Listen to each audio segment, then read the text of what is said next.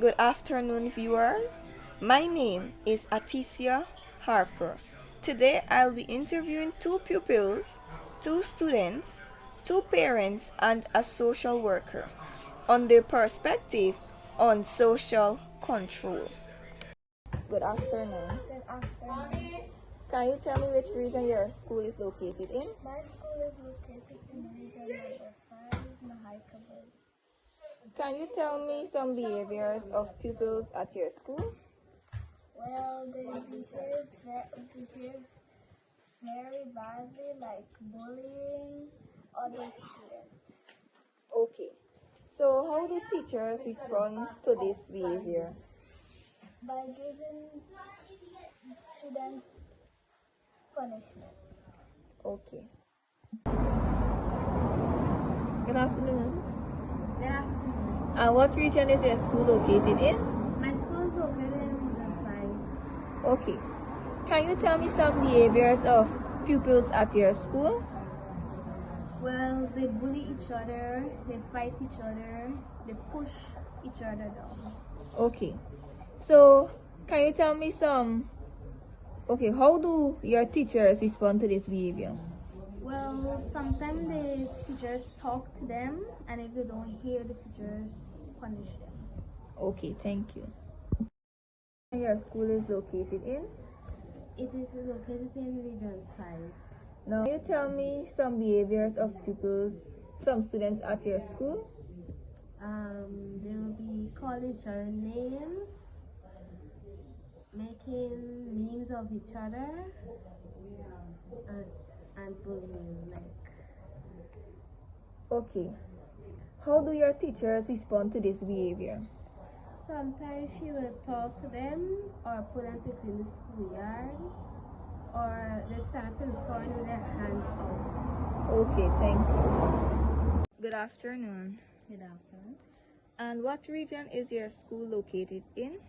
The region my school is located in is region 5. Can you tell me some behaviors of students at your school? Some behaviors are bullying and using indecent language. Okay. How do teachers respond to this behavior? The teacher responds by giving them a warning, and if they do not follow the warning, they got suspended for 3 days. Okay, thank you. You're welcome. Good afternoon. Good afternoon. Can you tell me what schools can do to maintain social control? In order for a school to have social control, they need to implement rules and instill values in the children.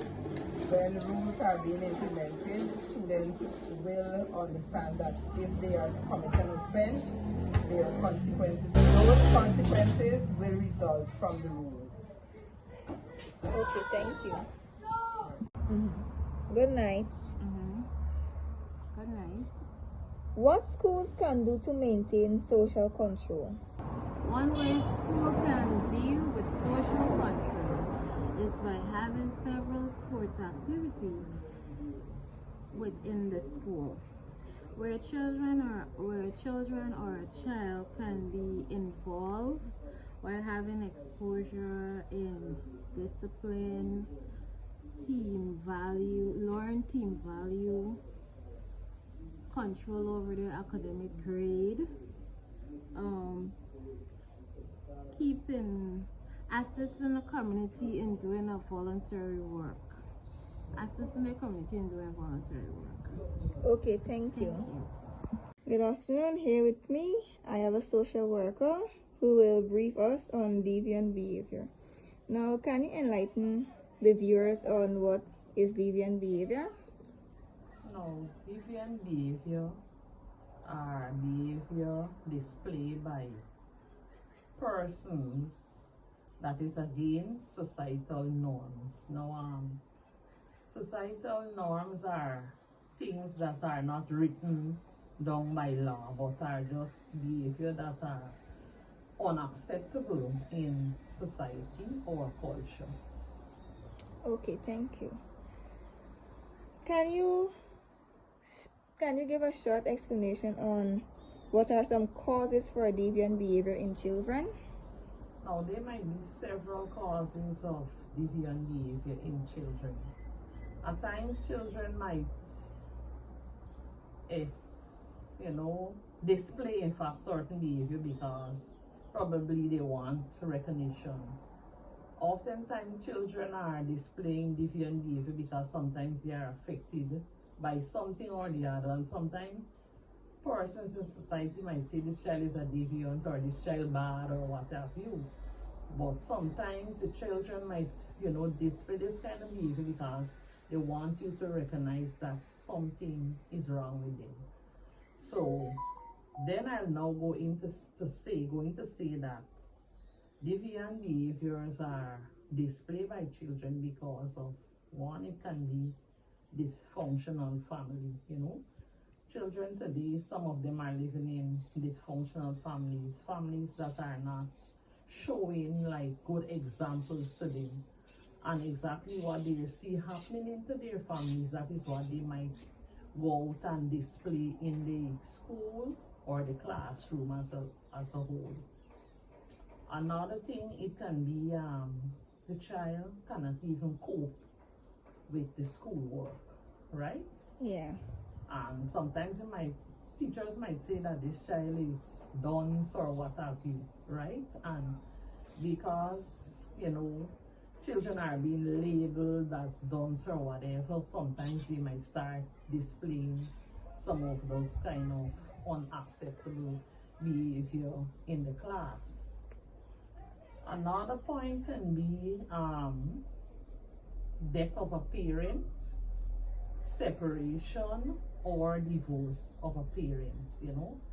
Sometimes when these situations arise in families, children do not know how to cope. They don't have the coping mechanisms to deal with these issues. So sometimes they turn to other things, right? Like I can remember I had a case of a child.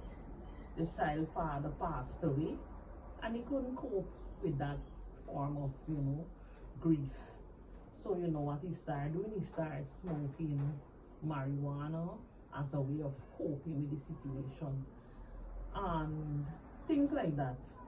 Even though when parents separate or divorce, children grieve also. And sometimes adults don't recognize that children probably might be grieving for a parent. So they turn to these behavior in a way to cope, right? Another point can be, socio-economic status in a family. The family cannot provide for the child basic needs, and sometimes the child might turn to various activities. You might find as a teacher, a child might always going into other children's lunch bags. Yes, true. Eating out their snacks or lunch.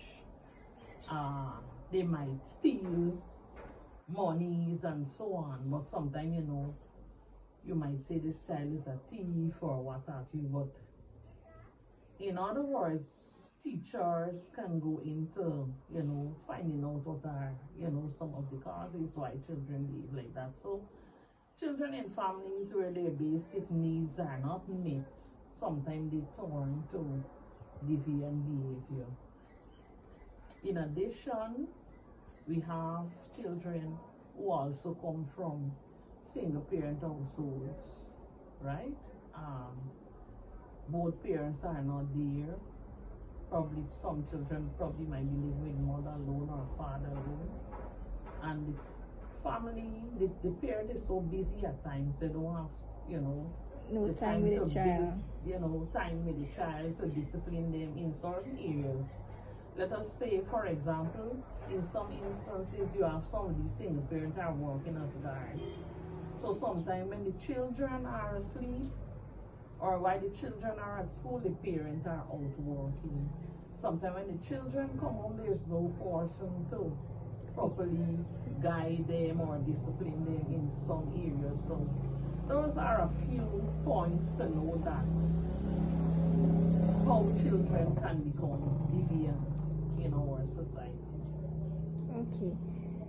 Now, can you state what can be done to help these children and the types of support available in schools? Okay. Now, to help these children, I will start with the classroom teacher. You know, as a classroom teacher, you notice children behave in a certain way. In some cases, children are class clowns, right? Yeah. And as I said earlier, children would do some of these things to To gain get, recognition. yeah. So, as a teacher, what you can do is start giving the children like little assignment or little things to do, because those little things you can get them to settle down. Let us say, for example, you have a day and child, you can ask them to go every day and carry back the register. You can ask that child to help to clean the chalkboard and things like that. Another thing that you can do is, if you find like children who are lagging behind with learning and there is, displaying this kind of behavior, you can put them in groups to work with their fellow peers, and working in groups with each other, it might help them to change their behavior to an extent, right? On the other hand, if the teacher finding difficulties because to an extent they cannot control this child or manage this behavior, they can even refer them to the school's welfare department, which is a part of the education system. At the school's welfare department now, the welfare officer or guidance counselor will go down into the root causes of such behavior. And finding out the root causes, then the school's welfare officer or counselor will develop strategies how to counsel these children to manage their behavior or bring about a change. Okay, now how can these supports be beyond the school gate? In terms of types of support beyond the school gate for deviants, as I mentioned earlier, we have the school's welfare department. That is beyond the school gate, but it is a part of the Ministry of Education. We also have some social services available, like ChildLink, for example. That's an organization whereby if you find children are deviant, children can be referred to those organizations for the necessary assistance. We also have Child Care and Protection Agency, and we have probation and family welfare services as well to help children who display deviant behavior. So you can refer the child there with a parent, and whatever is the situation, the agency will assist the parent and the child, to combat that deviant behavior. Now, there's another service as well. If the child finds him or herself in contact with the court of law, let us say, for example, the child was involved in a violent behavior, such as like a fight with a weapon, or let us say the child was involved in a rape, like probably raping another child, and the matter engaged the court of law. There is the juvenile justice system, and in the juvenile justice system we have, which is called the Juvenile Child Center or Juvenile Holding Center, whereby the child will be referred there by the court of law to be there until the case is called, and during that time you have counselors who will work with the children in the different areas to help them with their delinquent behavior. Okay, thank you for doing this interview with me.